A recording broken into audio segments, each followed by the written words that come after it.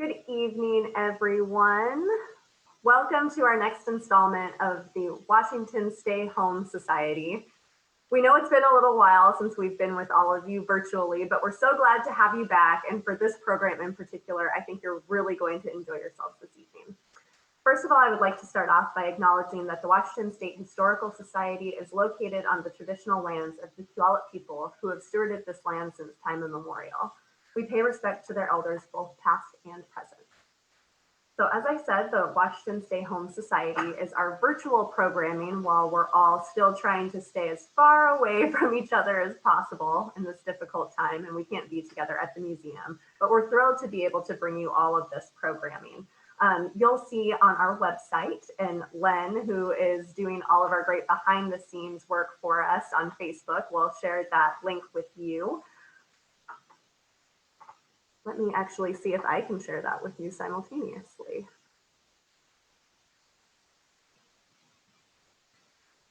Like I said, it's been a little while, so now I forget exactly how to do that, but here you go.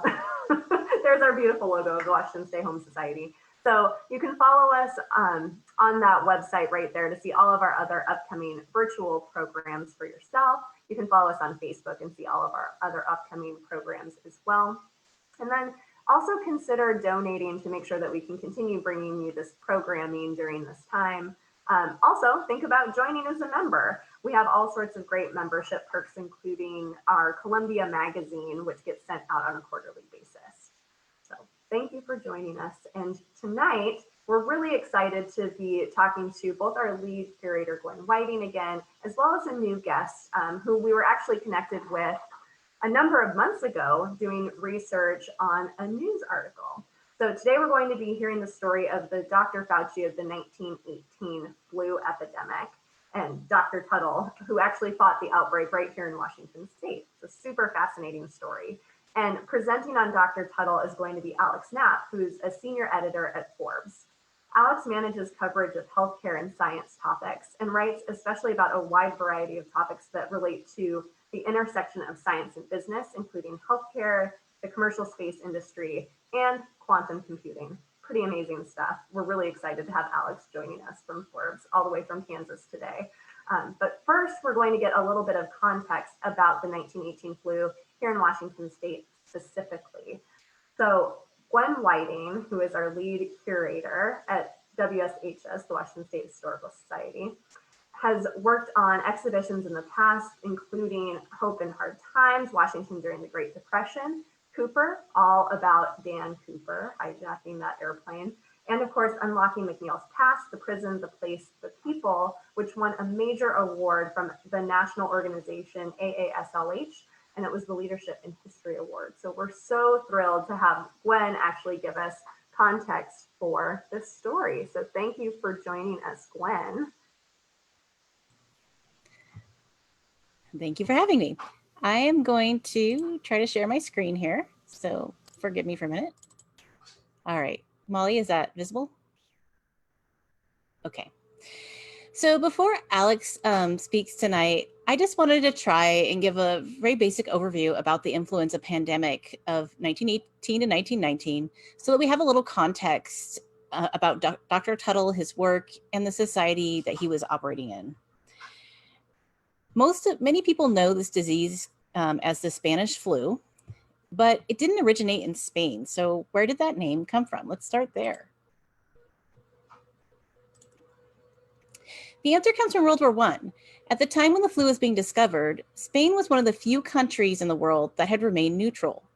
Because of their fear of having weaknesses exposed, countries that were in the war weren't really open about what was happening.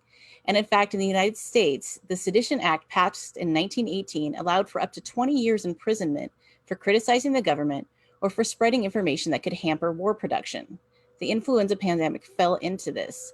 So this greatly limited communication both inside the United States and outside of it, and delayed the public health response. Spain, however, wasn't in the war. They didn't have those constraints, and so they were reporting the numbers as they were. And as a result, everyone thought the outbreak was happening in Spain. So the name is kind of stuck all these years. I do want to note that in Spain at the time, they actually called the disease the French flu because they thought that Spanish laborers were catching it from working in France. So this war would have even more impact as the pandemic began, and we'll kind of talk about that throughout this presentation. So the first recorded cases seem to have come from Fort Riley, Kansas in March of 1918. Soldiers reported to the camp infirmary with a bad cold, as they called it, and it spread from there. In the spring, when this pandemic first began, the cases were relatively mild compared to what they would be. There wasn't as much spread, and the symptoms were somewhat minor. And they were typically noticed just by institutions that kept a close eye on the people connected to them. And by that, I mean the military and prison. So in April and May, another major outbreak happened that was noticeable to the outside world. And that was that over 500 people incarcerated at San Quentin prison would come down with the same condition as these soldiers in Kansas, all the way over in California. But remember that this is all happening at the same time the United States is involved in the First World War. So the primary concern of the federal government at this point was equipping men for war and sending them overseas, whether or not the pandemic was happening. By May, the virus hit Europe, and by July, the virus had gone worldwide. So tens of thousands of people had died at that point. But it was still only the first wave, which history would later show to be milder. So what was this flu exactly? It was a strain of H1N1, which is the flu we know today in a different version. It may have mutated in Europe and then come back to the United States stronger. Symptoms included high fever and coughing, the flu symptoms like what we might notice today, except stronger.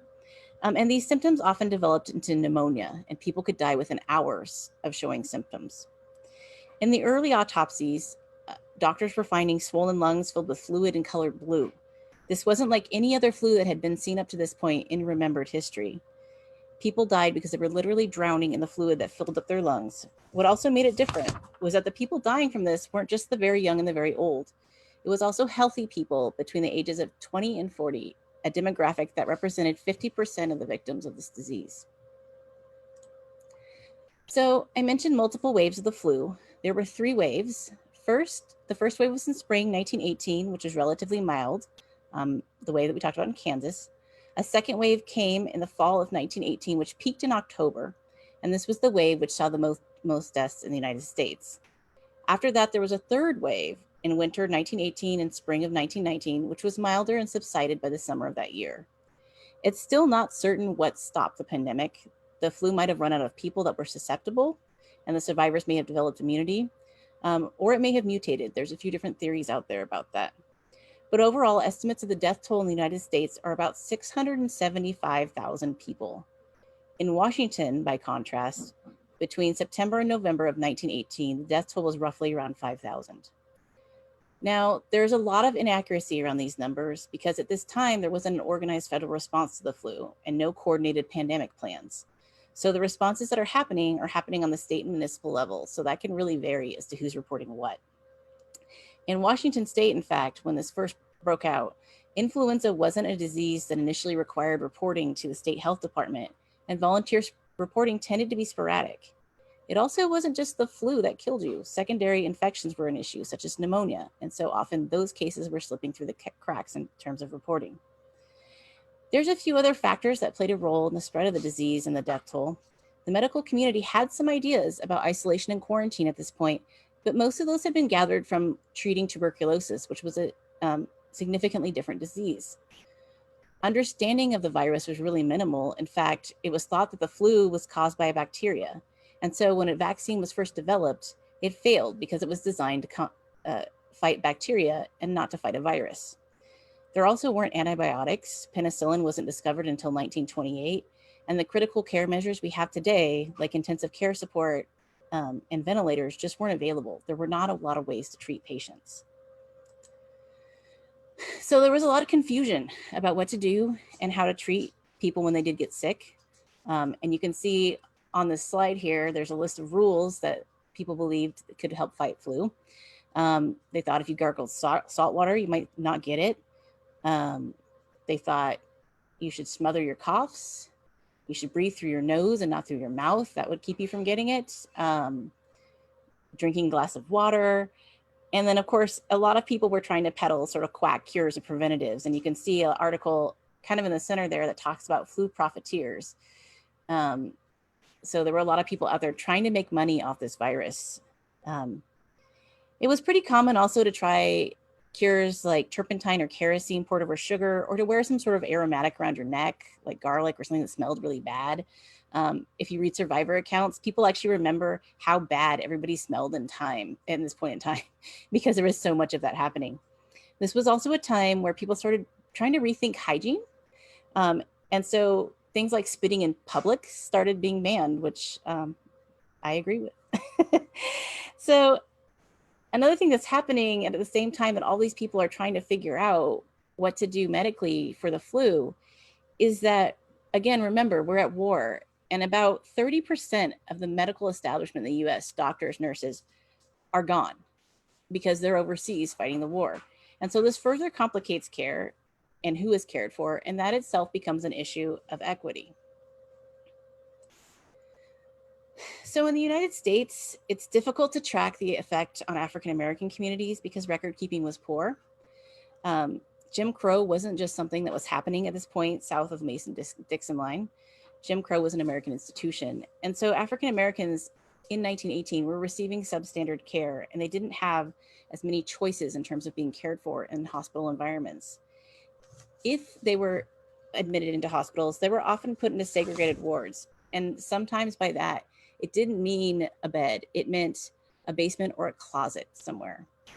There were also a number of racist scientific theories about the flu that had an impact on how Black Americans were treated medically and whether they even got treatment at all. Another thing is that although the country was experiencing this massive nursing shortage, we have 30% less doctors and nurses in the country, qualified Black nurses were put on the reserve list because of their race and not allowed to serve initially. When the second wave hit in October 1918, the Army lifted the ban that restricted Black nurses from serving.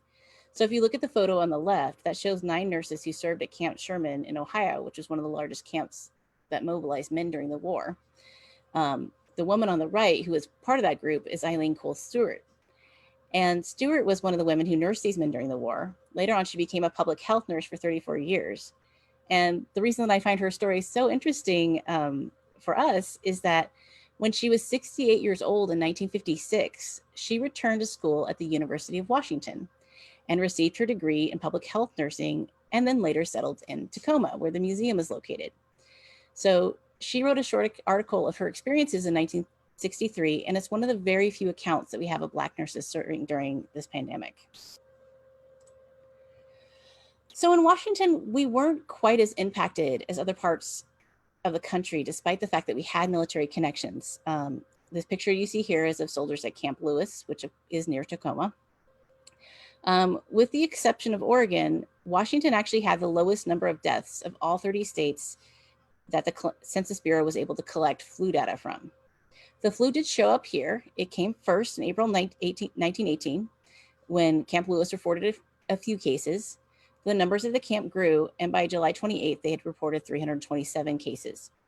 Other areas such as Yakima, which had a significant labor force in agriculture, also saw a population spike of the flu. So at the height of the pandemic, over a third of Yakima's residents were reportedly infected.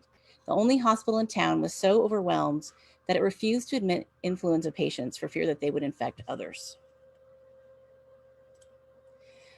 So in Washington, as with other states, the State Board of Health had limited resources and little to no control over local health authorities. It didn't impose statewide measures to fight the pandemic until November of 1918. Some of these were requiring a surgical mask to be worn in all public places where people came into contact, asking shop and restaurant owners to keep their doors open and their places well ventilated, which could really vary in 1918, what that looked like, and that 1/3 of streetcar windows were to be opened when used by the public. Many cities in Washington, however, decided on their own to go into some form of lockdown or another. And Alex undoubtedly will talk more about that later in context with Dr. Tuttle. So things like churches, theaters, performances, school, public weddings, all of those things were closed. Some of the cities to go on lockdown earlier than others were Vancouver, Washington, Seattle, Monroe in Snohomish County, and Yakima. Other large cities followed suit, and in some places, in fact, especially rural areas, all children under age 16 were ordered to be confined to their homes out of fear that they were more likely to spread this virus, and also of concern of how it was affecting the young.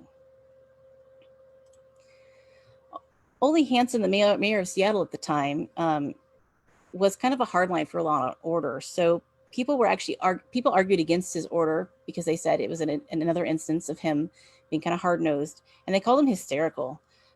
He enacted a number of like minor reforms in this time, like raising the fine for spitting on the sidewalk from $2 to $5, and charging a $5 fine for not wearing a mask on a streetcar, and even turned the county courthouse's top floor into a flu hospital. So Seattle was exploring creative options for what to do with the overflow of these patients that were overwhelming hospitals. After his ban ended in mid-November, we know in December, a second wave hit in Seattle. And a quarantine resolution was then passed at that time.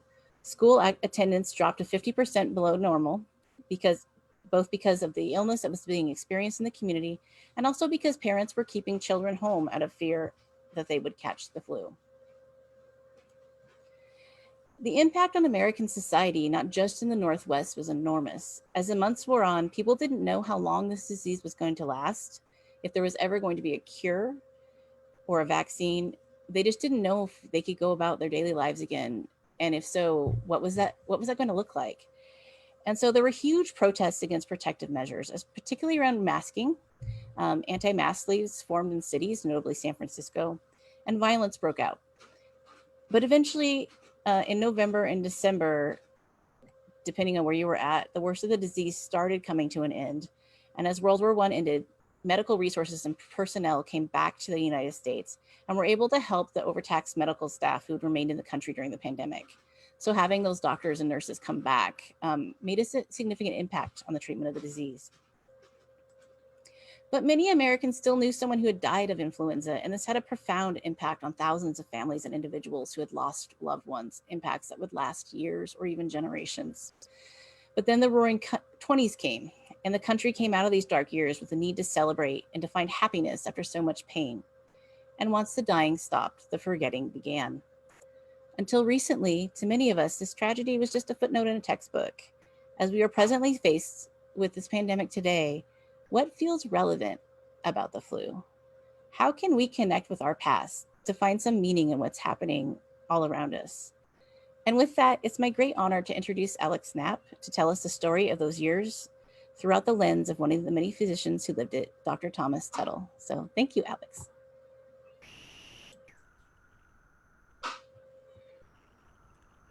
Hi, thank you all for having me and for listening. And I'm going to try to share my screen as well and give a short presentation here. This article that I researched came as actually part of a series of articles that I've done looking at this current pandemic through the lens of history. I have another story that I'd written about the first coronavirus discovered, as well as looking into some of the conspiracy theories around another pandemic, which is the 1889 flu pandemic. And when we look at the 1918 flu, it really is something that's very comparable to what we are seeing today. There are some differences, but there's also a lot of similarities. So the 1918 pandemic, as Gwen mentioned, likely originated in Kansas. It was probably a swine flu, and there were actually a few pig farms near the camp where the flu was first spotted. Similarly, COVID-19 originated in China, but rather than coming from pigs like the 1918 pandemic, this was likely from bats or perhaps through some intermediary species. It lasted a little less than a year, whereas COVID-19 is about running the same number of months, and rather than having multiple waves, right now in the United States, we're still living through the first wave of the COVID-19 pandemic. By the end of the flu pandemic, there were about 500 million total people infected, which is about a third of the global population. So far, there have only been about 17 million confirmed cases. It's possible that that number is about 5 to 10 times higher, but it's hard to tell right at this moment. So we haven't had the same numbers as the 1918 pandemic yet. A lot of that has to do with really active public health measures around the world in terms of mask wearing, closing down public events, even more stringent lockdowns in places like China, things like that. There were an estimated 675,000 Americans killed by the 1918 pandemic.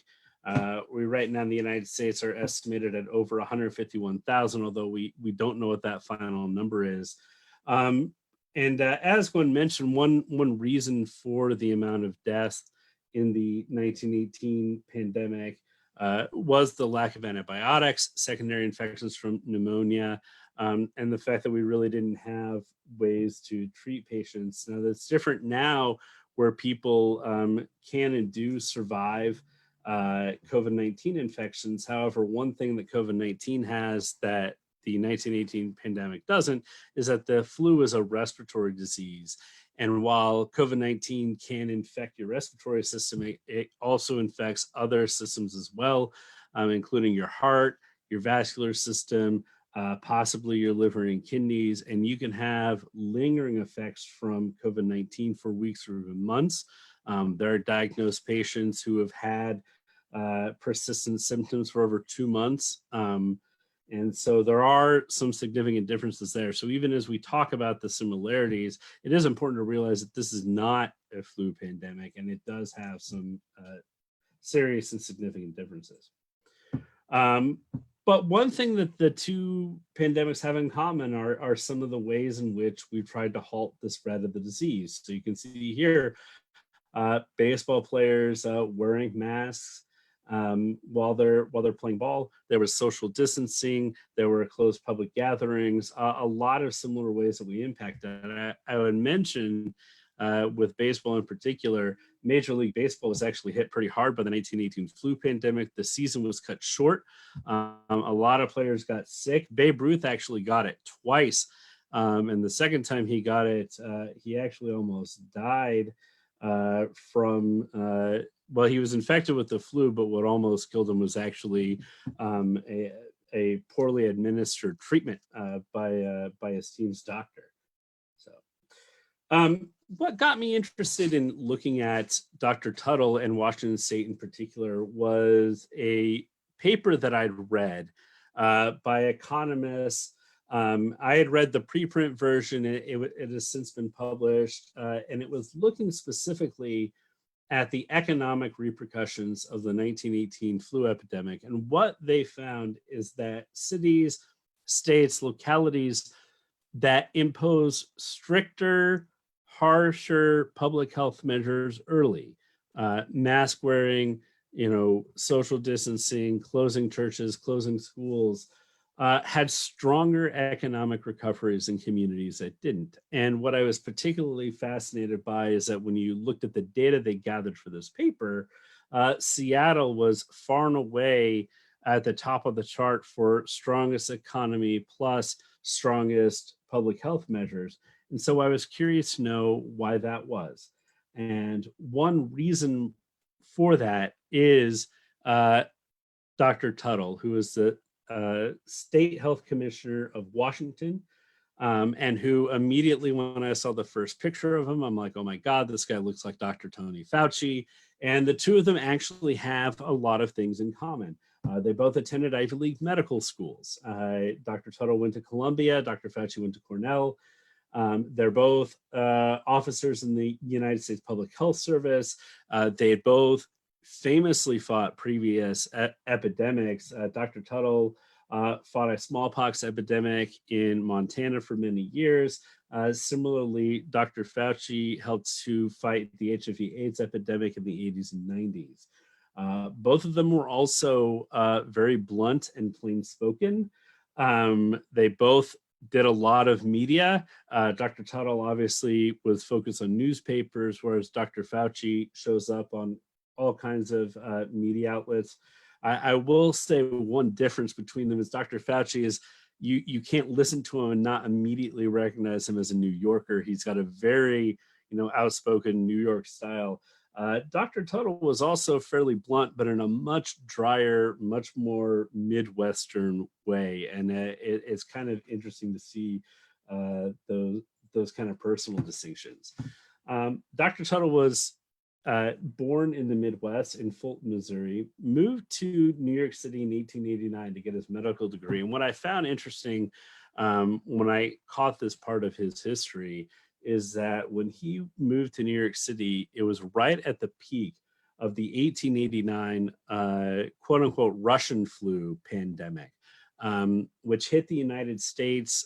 During that time, New York City was the hardest hit by that pandemic, which ended up mostly fading out in the United States, but in Europe and other parts of the world actually raged on in several waves over the course of several years, also killing quite a large number of people and infecting others. He got his medical degree, spent a few years working at Mount Sinai in the hospital. He returned back home, where he married his wife, and then they packed up a few years later and moved to Montana. He became the officer of the State Board of Health, an executive officer and secretary in particular, and spent quite a few years fighting a smallpox epidemic during that time. Once there was reliable smallpox vaccinations in Montana, one thing that's interesting here is that he specifically wanted to abolish the practice of quarantine as a way to prevent smallpox spread because he thought the vaccine was a much better way to do it. So there's this irony of a guy who would later move on to more non-medical interventions like social distancing, that, in the first go round of his epidemic, he was looking at medical interventions, in particular a vaccine. In addition to smallpox, he also studied a disease called Rocky Mountain Spotted Fever, which is a tick-borne disease that has its own particular interesting things about it. And there's some interesting reading from in history from that time, if that's up your alley. He became the health commissioner of Washington in 1915. And it was a few years later that he himself started to get to work against influenza. Like Gwen mentioned, the first wave struck Camp Lewis outside of Seattle in July 1918. It did start to fade out, but by September, Tuttle and other public health officials began to worry about a second wave. At that time, Dr. Tuttle lived in Seattle, where he worked and knew local officials, the public health commissioner of Seattle, as well as Mayor Hansen. And he did not, at that time, as I understand it from the reading and research that I did for this article, actually have a lot of authority to really push the state in particular directions. But much like Dr. Fauci has been doing during this pandemic, he's really used a lot of persuasion, media. He worked with officials where Mayor Hansen, quickly clamped down, closed churches, closed schools, closed theaters, required masks on streetcars. And while the mayor and public health officials were taking all these legal means, Dr. Tuttle was going to the newspapers and giving advice on what to do, on how to prevent illness. And if you look at newspapers at the time, he's just kind of all over the place in terms of talking to reporters and trying to get the word out on how to stop the spread of this disease. After the war ended in November, a lot of the restrictions against the flu kind of started to become lifted, in part because people were so excited with Armistice Day celebrations and other things that a lot of the restrictions weren't being followed anyway. So mask ordinance were lifted, a lot of the bans on public gatherings were lifted. And as a consequence, a couple of weeks later, there was a third wave of the disease that began in December. And also during that month, Dr. Tuttle traveled to a national conference of the American Public Health Association. And that entire conference was dedicated to how do we combat influenza. And out of that conference came several papers on what works and what doesn't in terms of stopping this disease.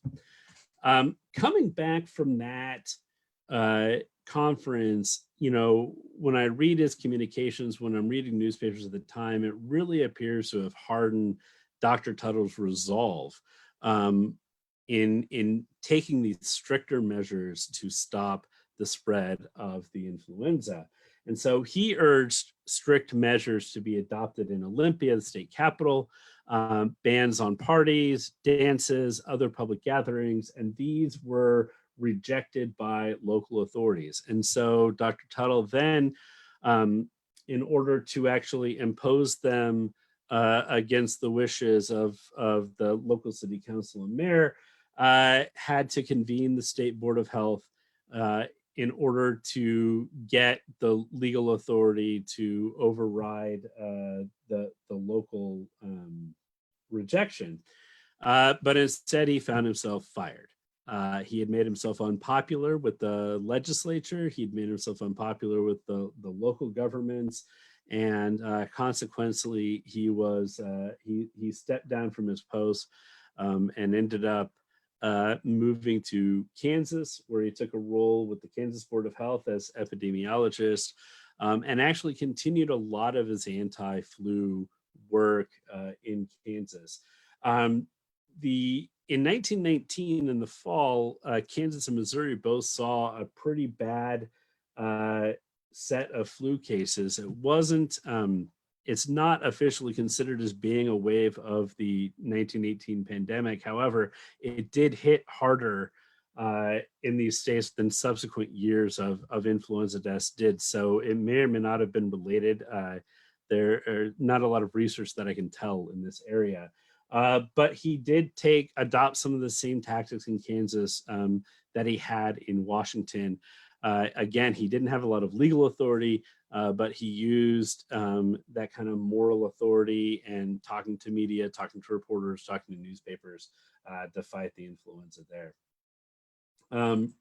Overall, I would have to say, when you read the reports that he did as State Board of Health official, I think he ended up being pretty pessimistic and disheartened by the reactions to the pandemic. This is a quote here from a report that he did in 1920, clearly showing a lot of pessimism in the government's ability to deal with future pandemics. Whether he was right or not, I will, probably still up to the judgment of history. Although one interesting fact is we mentioned this conference that happened in December of 1918 that Dr. Tuttle was a part of, and papers came out of that with recommendations for dealing with future pandemics. Well, during the 2009 swine flu pandemic, several papers came out of the National Institutes of Health looking at that research, looking at those results, and suggesting that in the event of future pandemics, that these measures that were used successfully in the 1918 flu pandemic, social distancing, stopping public gatherings, wearing masks, these things, where they were strictly applied, did really work to control mortality compared to localities where they didn't. And one of the co-authors of the paper that came out of that suggested that these measures be used in future pandemics was Dr. Anthony Fauci. And so with that, I think we will start opening up the questions, if I'm not mistaken, Molly. Yes, absolutely. And thank you so much. It's just so interesting to see the comparison between those two individuals and just like those events that we're experiencing now versus then. It's pretty incredible. And I have to apologize to our attendees. I always forget to mention that Len, our program facilitator, is on there waiting for your questions, and she'll be able to get those to us so that we can talk a little bit more about all of these different pieces. So feel free to include your questions in the chat function, and those will get to us. Well, let's start. I know that there were a lot of numbers that were being discussed about kind of like the impact globally, the impacts in Washington State, but for those numbers in 1918, how do we know what those numbers are? Is that something that is studied retroactively? Was there a count at the time about who actually contracted this flu? So it's the subject of some debate. It's mostly retroactive, and because, like Gwen mentioned, in a lot of places, the influenza wasn't something that got reported the way things like smallpox or tuberculosis would get reported. And so some of it has to be done with hindsight. You estimate where you do have good numbers, and you take your findings from where you do have good numbers, and then go and apply it to the population as a whole. There's a lot of statistics and arguments among academics about what the numbers are. If you look at the estimates for global deaths in the 1918 pandemic, I mean, the range is 20 million to 50 million, which is just a huge margin of error. A little bit. Gwen, did you have anything to add to that? Are there ways that we know of in Washington State that those things get tracked, or what are resources that we can use to like study disease in Washington State historically? Well, in Washington State, we did have some recording that was happening through the United States Census Bureau and some through the State Department of Health or State Board of Health. Again, you can't be sure how accurate that was because we don't know how many deaths were accurately reported. We don't know whether, certain communities were likely not being included in these totals. And then of course we don't know if there are people who got the flu and just never were, counted. Absolutely. And it's so interesting because you see that struggle happening today as we're figuring it out. If you're tracking the numbers here in Washington State, there are some days where we have negative deaths even as we redefine kind of how we look at those numbers. But then also to your point about different communities, I know that this time around, Washington State Department of Health has actually created like a community outreach task force to make sure that they're reaching out to communities that might not naturally report. So that's kind of a good change from before. I would agree with that. Yes, we're very grateful for our Department of Health people that have been working overtime where some of our other state employees are furloughed, but we find them very helpful in calculating all of these numbers for us.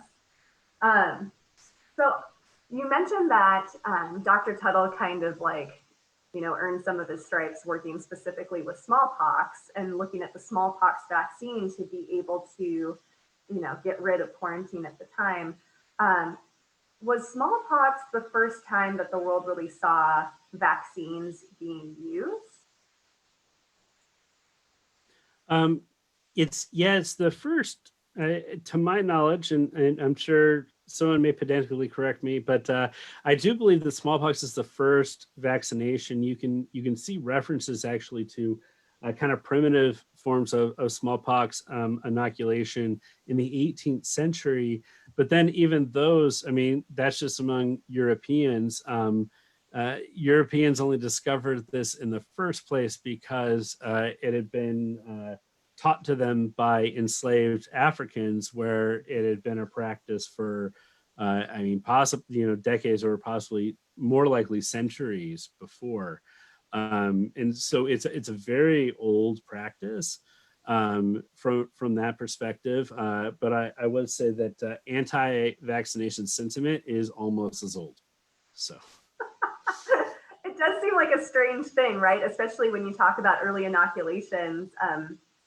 For things like taking a small bit of cowpox to be able to battle smallpox, which just sounds totally off the wall. But I love that we also credit, white Europeans for coming up with vaccines when, as you mentioned, these types of things have been going on for a long time before. It's just kind of like learned medicine, if you will. We're getting a lot of questions from folks that are tuning in, asking specifically about Dr. Tuttle, his family, some of his other experiences. Where did he end up after Kansas? Those types of things. Well, I would say, so tracking him down after Kansas was actually a little challenging because he stopped having a public role. And this is a guy who it was hard to research as a journalist because there wasn't even so much as a Wikipedia article to start with. So I had to do a lot of digging. But through census records and some newspaper accounts and his obituary, what I learned is after Kansas, he quit his job as state epidemiologist because it was the salary was set by statute. So the legislature said this is how much the state epidemiologist made, and he was basically like, I've got a kid I've got to put through college, and I can't afford it on this salary, and so he ended up taking a job with the federal agency that would become the Veterans Administration. Building one of the first veterans hospitals, went back to Montana to do that. It was hard to figure out what he did in the intervening years, but by 1930, according to the census, he was in Chicago practicing medicine.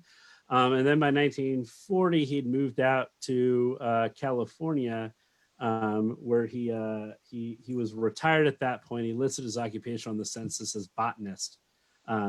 And I'm sorry, not botanist, orchidist. Orchids, of course. So did orchids with an income of 0. So, and then that is where he spent his final years. He really moved around a lot. Yes, he did, especially for the time. Yeah. Absolutely. Does it appear that he's made kind of like a lasting impact in any of those places, or did that knowledge kind of like move along with him? So it's hard to say. I mean, a lot of the work that he did in Montana in particular, dealing with Rocky Mountain spotted fever and smallpox and some of the institutions set up there did appear to have a lasting impact. You know, when I was following along some of his post-Kansas years, it does appear that institutionally there was some carryover. I would say, honestly, it's hard to tell how much of that was him and how much of it was the time. I mean, the reason why he got the job in Montana is because he knew a guy, and then he took over in Washington because the guy who had the post before, I knew him in Montana. And then, you know, when he went to Kansas, it's because he knew a guy in like, you know, it was a epidemiologist. It was a pretty small community at the time. And so they were all kind of in contact with each other. They all knew each other. They were pretty friendly together. So, you know, it in those kind of circumstances, it's hard to tease out what did one individual contribute as opposed to the group as a whole. But I mean, but certainly, you know, there weren't a lot of people in these kind of roles back then. And he was certainly, I think, more forward thinking in terms of looking at these kind of non-medical interventions, you know, closing down public gatherings and things like that. He wasn't the only one, but he was certainly, I would say, on the cutting edge from that perspective. Absolutely. Well, and I find it really interesting too that you had mentioned that he was wanting to abolish quarantine related to smallpox, and then ended up kind of going back on that with the flu. And since he was such a public figure in all these places, was he accused of, you know, being hypocritical? Were those types of things ever brought up? I mean, they may have been, but not that I found in the papers. I mean, you know, when you're dealing with somebody, this was almost a decade later in a whole nother state. So, I mean, it's possible people didn't even know. And of course, the other big major difference is that we had a smallpox vaccine. And so a vaccine is better than quarantine, is better than X. It's like, if you talk to public health officials today, you know, like nobody likes wearing a mask. Like nobody likes social distancing. Like ideally, you know, if you talk to a lot of public health experts, like right now, which I, you know, just in the course of my job, I do all the time, like ideally, you wouldn't have everyone locked down at their homes. You would have few enough cases that you, once someone tested positive, you could trace where they were and just quarantine the folks who you knew had been exposed. But because our testing capacity still isn't there yet, our contact tracing, there aren't enough people around to do it yet. We have to do the more stay at home kind of things. But but if you talk to any public health workers, it's not the way we'd want to do it if we had any other option. Absolutely, absolutely. And Gwen had actually mentioned the issues. I imagine that people may not want to identify themselves as having the flu to be quarantined, because if you're a Black American, that might mean you're put in a closet potentially. So, contact tracers might have had a much more difficult time in certain communities than others, or just the economic impact. I think of Typhoid Mary a little bit in that scenario where it's like, you can't cook anymore, Mary. And it's like, well. And of course, you also have the other factor, which is that this flu could kill people in hours. You might die before anyone can reach you. So. Which is fascinating, especially when you think about the age demographic that it hits too. Like, why would it impact that specific demographic so much more heavily than others? So we did have a question about, were there any books or other programs, information that you could recommend, places where people could learn more about? I know that you had said there's not really a lot on Dr. Tuttle, but about the experiences people were having with flu, any sort of research on that people could look to for more information. I mean, Gwen probably has more resources than me, but for my money, you can't beat John Barry's The Great Influenza, which is just a great 1-volume history of the impact of the pandemic, and it just not just well researched, which a lot of pop history books are, but also really well written, and you can get all the way through it. That's actually the book that I would recommend. That's the first book I remember reading on the flu. For people who like television, PBS, the American Experience page, actually has a really good documentary on this. It's an hour long. A lot of firsthand accounts from people who remember this as children. So if watching a video is more your thing, I would highly recommend that. I would actually say, as a point of interest, the federal pandemic response as we have it today has its origins in that book. President Bush, W. Bush, read that book and was basically like, oh my God, what if this happens again? We need to have a plan. And so the NIH, CDC got together, and that's when they started really investigating a lot of these strategies that happened during the 1918 pandemic. And then a lot of that work was then carried through through the Obama administration as well. So, the federal pandemic response actually has its origins in John Barry's book. That's how good a book it is.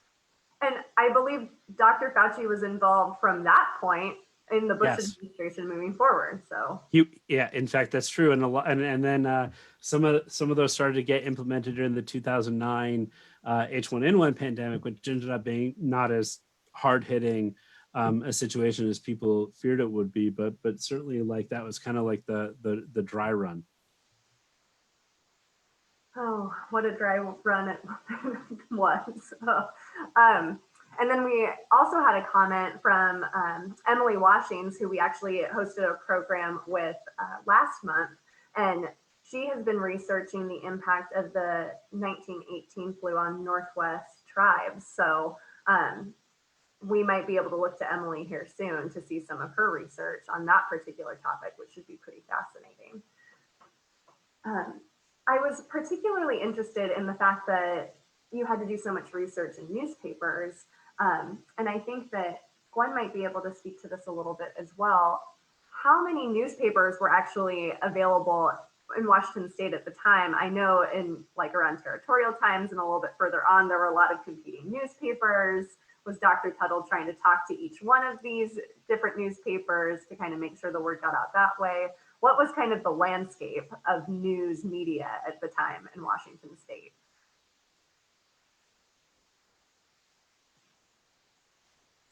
Yeah, I'm gonna let Gwen speak to that first, and then I can talk about what I hit. But her knowledge is probably exceeds mine. Yeah, yeah. Well, And newspapers are pretty varied at this time. And it's also, it's a period of journalism that could be very sensationalized at different points. So that's something else you have to watch for. In terms of what's easy to get now, certain newspapers have been digitized. A lot of things that I ran into were from, of course, from bigger cities like Seattle and Spokane. But I was also able to find things from Ellensburg, from Vancouver. A fair amount of Washington cities had some sort of newspaper. But one of the things you notice when you're trying to look for stuff about the flu is that the war is still primary. And so you'll see these giant war headlines, and you'll see front pages that are just full of every possible story you can think about the war. Some of them, really dramatic, and other about how much money a child raised for Liberty loans. And that is given as much or more prominence than these flu cases. And so often when you're looking for the flu, you're not looking for front page news, you're looking for something that's in the middle or the back of the newspaper, which when you think about this incredible impact it's having back home, is kind of incomprehensible in a way compared to what we see today. Yeah, there's a fascinating tidbit of John Barry's book, which I guess we're just going to keep coming back to, is that President Wilson never mentioned the flu once. So he was so focused on the war, didn't want to be distracted by the war, that he did not. And you can sense if you there's some archives where you can see some communications between different state and local health officials and the Surgeon General, and the help coming from the federal government was pretty much like, whatever, you're on your own.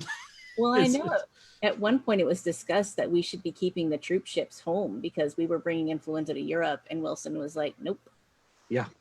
So send the doughboys over there. Over there, not here. Over there. I will say, at least, when I was doing this research, a lot of Tuttle's commentary in the newspapers in particular, I think just based on the way it reads, came from the modern, for whatever the 1918 equivalent of a press release was, because a lot of them were like the same thing with maybe like some introductory copy added or a little bit fiddled with here and there. But it does look like, he just kind of sent out communications in some cases that just kind of got copied and pasted back in the day. Yeah, I definitely noticed that as well. I'm so intrigued by, you had mentioned kind of the bluntness of Dr. Tuttle and dryness, and I just imagine he was fighting an uphill battle in so many capacities, because we talk about the Seattle freaks, like we're nicey mean around here, right? Like you're just kind of cold, you don't want to hear all that stuff. So I can imagine that he was really working the newspapers to make sure the word was getting out, because he probably didn't make too many friends in the way that he was going about doing it. But yeah, not from what I can tell. There's not a lot of contemporary commentary about him as a person, but what commentary I could find, he definitely appeared to be, described as very, proper, by the book, straightforward, honest kind of thing. So does not appear to have been a glad hander or a wheeler dealer or anything like that, as far as I can tell. We did have a question asking, in the course of your research, did it appear that there were any similarities between regions that were especially hard hit by the flu in 1918 and COVID-19 now?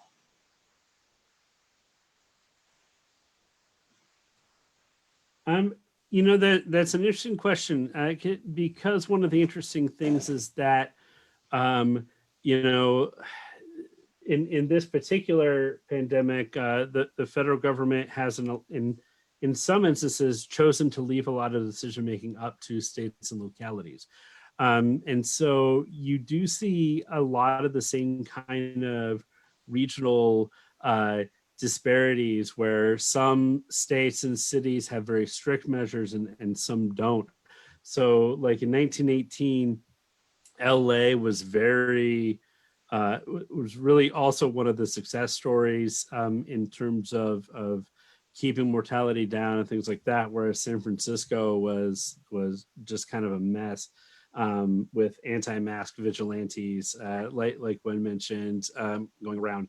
The historical irony to me is that where things were lax, where they like weren't strict measures, tended to be the left-leaning politicians, and then the ones who were very strict and really implemented these strong measures, weren't afraid to close down schools, weren't afraid to close down churches, were all the very like hard right mayors and governors. So that it's kind of funny to me how that flipped. I don't know if Gwen's got some.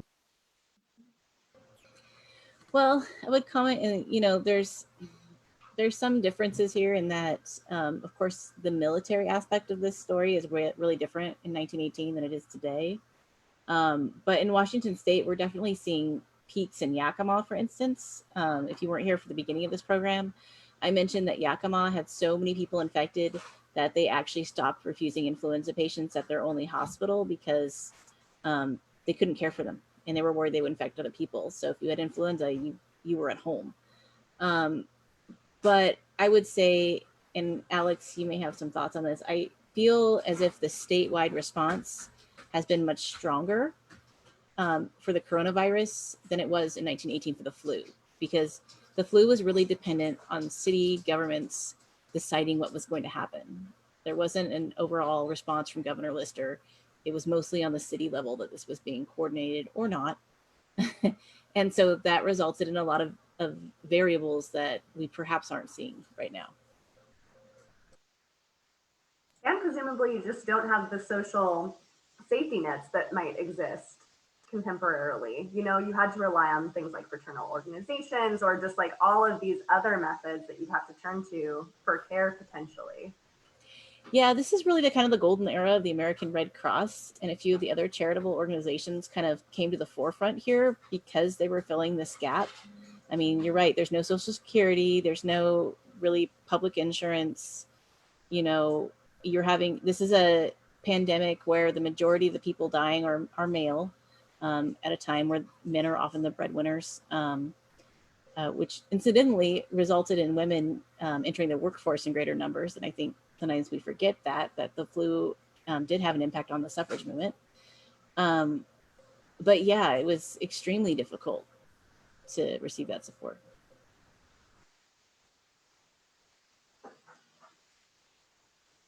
I was just so enthralled with what you were saying, like thinking about how hard, I mean, there were just so many struggles at that time too. We were joking at the beginning of the program before you all joined us about, all the social media posts about like apocalypse bingo cards, like what's going to happen next, murder hornets and these types of things. But honestly, it's kind of similar then too. We're in the middle of this war that's impacting the entire world. We have economic downshifts in a big way. It just seems like one thing after another for them as well. It's true. Yeah. They're also having massive nationwide protests where they examine issues of equity. I mean, and that's an aspect I think that is really kind of understudied in the context of that particular pandemic. It's so interesting you said that. We had a question that was, why do we think that the 1968 flu is often passed over in some of these discussions when drawing comparisons? But I was contemplating similarities that we see in history. You kind of see these different cycles that we go through. And I just hopped on blackpast.org. And if you haven't been there, you should definitely use that as a resource. It's incredible.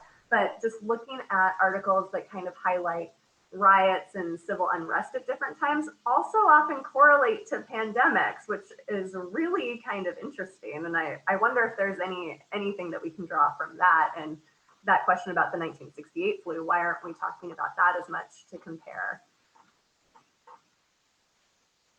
I think Alex probably knows more about that. Oh, sorry. No, it's good. I was going to say, if you want to talk about civil unrest, we can talk about the plague of Athens back in the 400s BC and really just get into it. But the 1968 pandemic is actually a really unusual pandemic. It was very slow. The waves came. There were months between waves, and so you didn't see.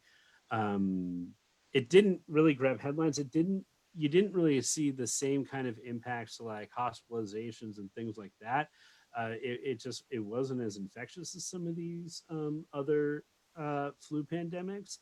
I mean, there was an article I think I saw, like, how come they had Woodstock when the 1968 flu pandemic was happening, but actually in when Woodstock was happening, there was no flu activity in the United States. It was between two waves, and actually the wave that came after Woodstock was very small relative to the rest of the world. We had flu vaccines then, we had other ways of caring for people. So I think one reason why we don't talk about the 68 pandemic very much is that it's more of like a scientific epidemiological curiosity than it is like something that really impacted people the way that other pandemics do, because you don't see again really you didn't see the crowded hospitals, you didn't see other kind of life-changing impacts.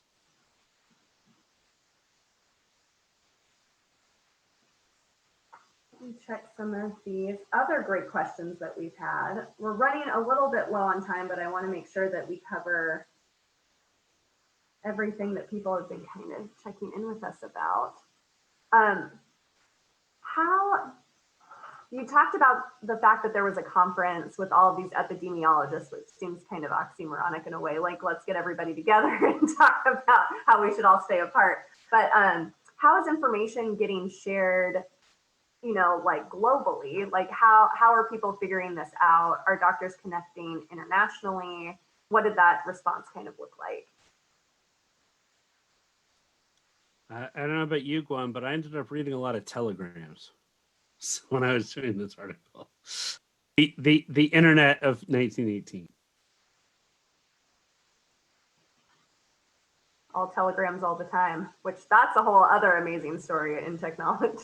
Yeah, I say telegrams and letters, but letters are moving slowly. But really, telegraphs, and newspapers.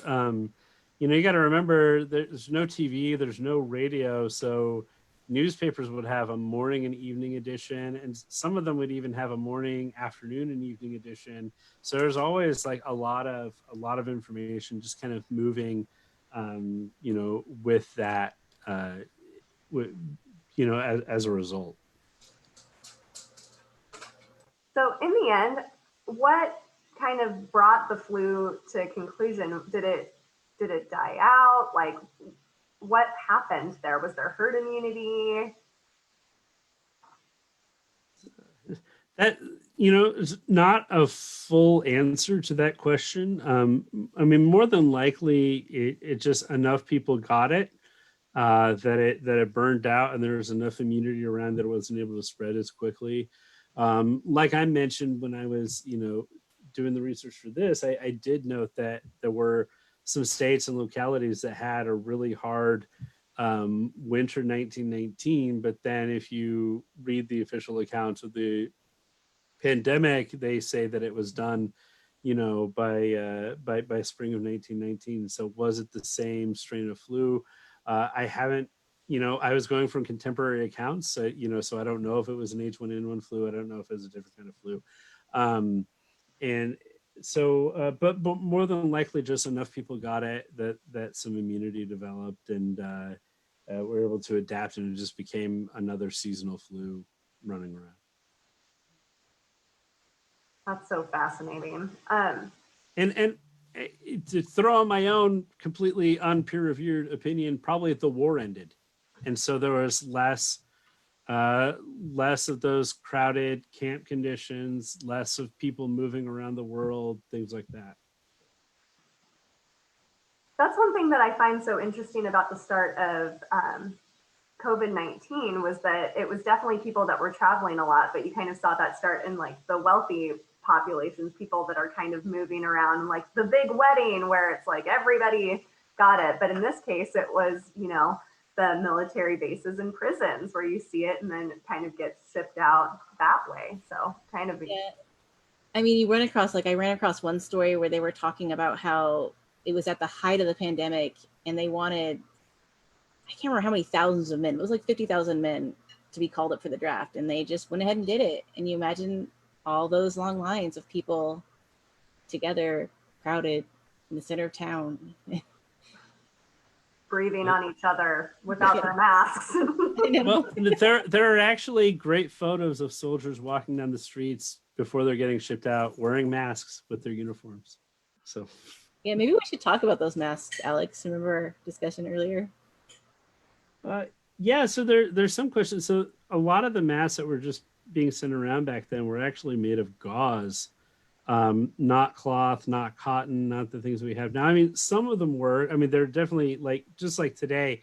There's a broad variety of materials, but gauze is what you see most often in the photographs and stuff. And there's a real question about whether those gauze masks actually did any good, just because they're so thin, and anyone who you've got gauze wrapped around anything, once it gets a little bit wet, it's a lot wet. So it's a real interesting question.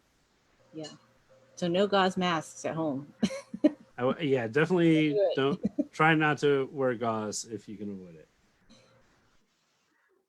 Well, speaking of that, were there any things that you found in your research particularly interesting, strange, totally surprising? Did you go down any rabbit holes that were like really unique and separate from the story that you talked about?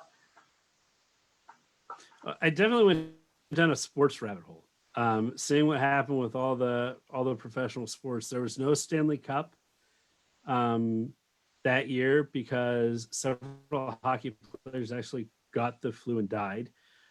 Major League Baseball was cut short, and there were some of the college football was cut short. That was kind of the rabbit hole I fell into, was looking at the impact on professional sports. I will say the NHL definitely learned its lesson from 1918, keeping all their players in a bubble and not, and doing a good job of preventing infection.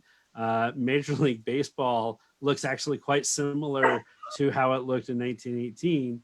And I kind of wonder if the cultural memory has to do with the fact that there was a year without a Stanley Cup because hockey players died. In Major League Baseball, I mean, they still played a World Series. Babe Ruth and a bunch of other big players got sick, but there weren't any deaths among any of the major leaguers. There are some minor leaguers, some umpires, and other people related to the league, but no players. I do wonder if the cultural memory is different there. Well, definitely in Seattle, we remember that we did not get the Stanley Cup that year. That's right. That was the time that our hockey team was incredible, right? Bring back those jerseys. Well, we'll have the Kraken soon, so we'll see what happens with that. I know. It's so fun to just see kind of like the response to like these great American pastimes and like how hard are we going to try to keep pushing forward with things like baseball, and I guess that's a good indicator.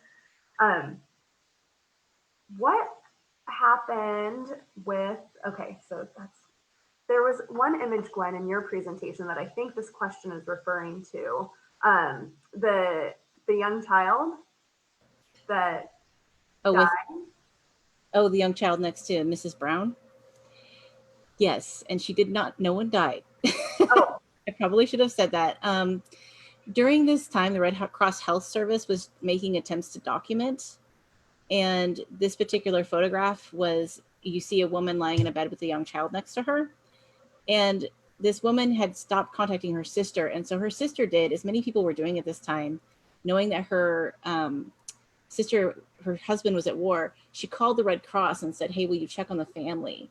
And so this was something that the Red Cross did that actually saved a lot of lives, is they would get these calls and they would go check on the family, and then they would treat them and, isolate them as needed and take care of the children, as happened in this case. So I guess I should have clarified that she did not actually die. Which sounds like that would be an incredible resource in places like Yakima, where you can't actually get into a hospital, even if you would try to. Right.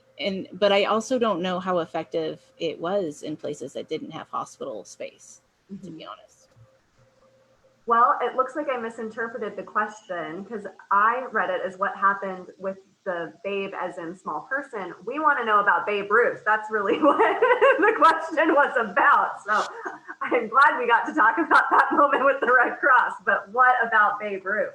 What about Babe Ruth? So Babe Ruth got the flu twice, and it spread. This was back when he was in Boston, and the second time around, so one of the treatments that was going around was this silver solution that you would kind of stick up your nostrils, and it probably didn't do much of anything. It didn't hurt anything. And there's actually a variant of that silver treatment that's in use for some conditions today.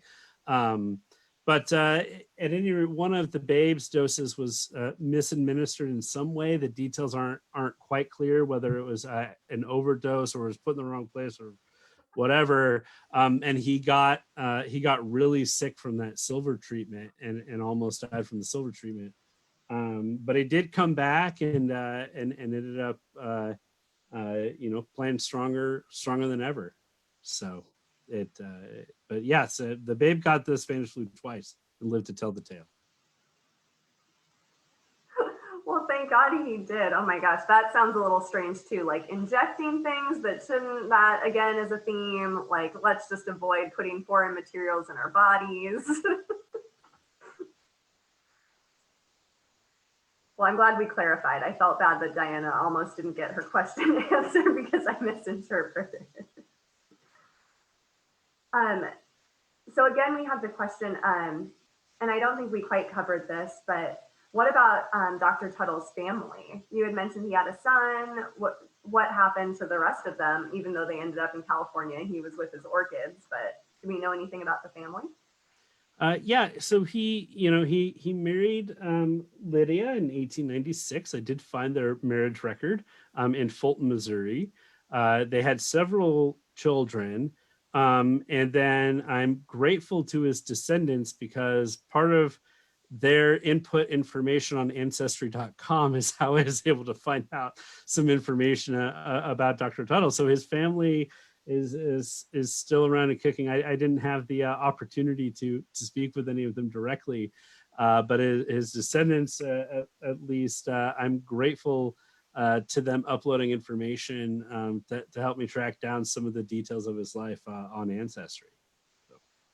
Well, and speaking of that, you had mentioned like Ancestry and then newspaper databases. Were there any other places where you were able to research? Like, where were some of your breakthroughs on this information? Oh, yeah. So interestingly enough, I learned a lot about Dr. Tuttle's childhood and background from a local history of Fulton, Missouri that was written in, I don't know, the 50s or 60s that I found on Google Books, which is how I learned some things like his father built the first grocery store in Fulton, Missouri. He married into money. His mom's family, at least, appears to have been pretty loaded because they owned like an entire city block.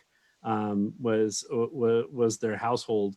And so finding those was great. And then a lot of the information about how they were handling the disease, reporting the disease, I learned from the public health reports, again, many of which were available either on Google Books, and then also there was a lot of stuff when I was looking at his Kansas years that the Kansas Historical Society had. And then, of course, I had a great interview with Gwen, who helped give me some of the background as well. Always turn to your trusty museum professionals that are nearby. And all those great local resources. We love having all of those books about all of our smaller towns that, have all of that history as well. And Gwen, thinking about how we at the Washington State Historical Society are trying to collect items now related to COVID-19, what types of things should we be collecting now that you wish we had collections for in 1918?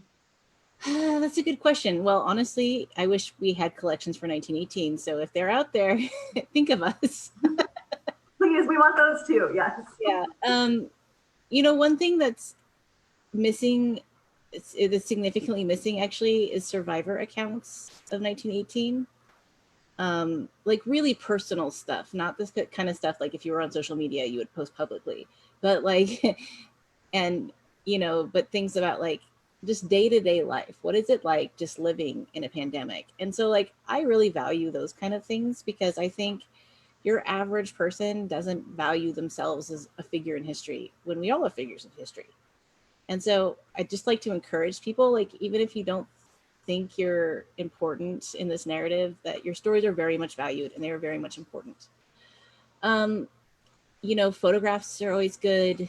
Artifacts connected to the pandemic. Things I can currently think of is like, we always want multiple perspectives and multiple sides of an issue. So, we try to collect things from, all kinds of events that are happening now or things that have been postponed. I'd love to see medical equipment. Of course, that may have to wait until after we no longer have an active virus. But I think things like scrubs, stethoscopes, like things that actually, made an impact, and really anything that has a story. I don't know about everyone watching this program, but I definitely had history teachers in my past who just rattled off data for data for date without explaining like why something happened or the context that was happening or the things around it, or even just how people felt. And so objects that you can bring to us and say, hey, I used this thing when I was doing this, or this person gave it to me and it's important because of this. Like, those are the things that we really value, and we value them from everyone. So, we're looking for, a diversity of ages and genders and race. And, we want a full story, not just the sort of really narrow picture that we have of 1918. As I mentioned earlier, it's a real struggle to find things that, from minority groups in particular. And if people don't already know, we are actively collecting materials that are related to COVID-19 right now. And it looks like Gwen in the Facebook feed just posted the contact email for our head of collections who's coordinating that effort. And you can be submitting anything digital right now. So pictures that you're capturing, and you can send all of that. We might have to wait a little while for the physical materials, but we would love to hear about those too and get you ready to bring those in when we're all able to be back in the building together and with the stuff. Yeah, I definitely want to jump in as a curator and someone who puts your items on exhibit. We always need more three-dimensional objects. So, we do want your digital things, but please consider donating, the actual stuff. We love real stuff. Absolutely. And already we've been getting some really poignant objects, some really funny objects, all sorts of stories from different age groups, different backgrounds, people just having very different experiences. So please do think of us and think about, the Historical Society in 100 years from now and the Alex Knapps who are doing all of their research, and how much more rich like the story can be when you include all of yours too. So I think with that, we might be ready to sign off. Any final thoughts about people kind of looking ahead based on what you learned about 1918? I would just want to say that, since I wrote this article, I've gotten a lot of comments about Dr. Tuttle and Dr. Fauci in terms of reincarnation, and I hate to disappoint you, but Dr. Tuttle was still alive when Dr. Fauci was born, so no reincarnation happened.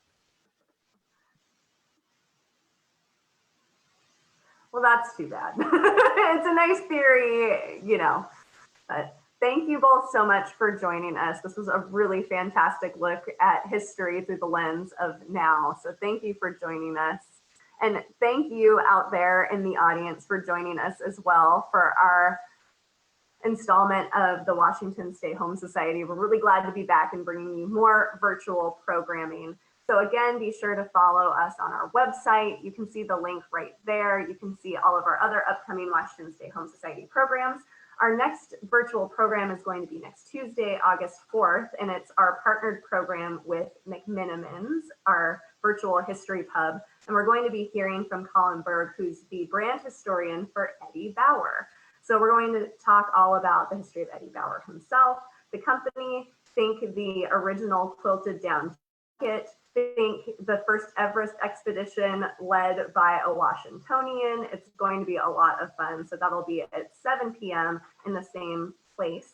And also, please do consider either donating to the Washington State Historical Society so we can continue bringing you programming, or just join us as a member. We would love to have you, and that link is right there as well. So thank you for joining us, and we will be seeing you next time. Thank you.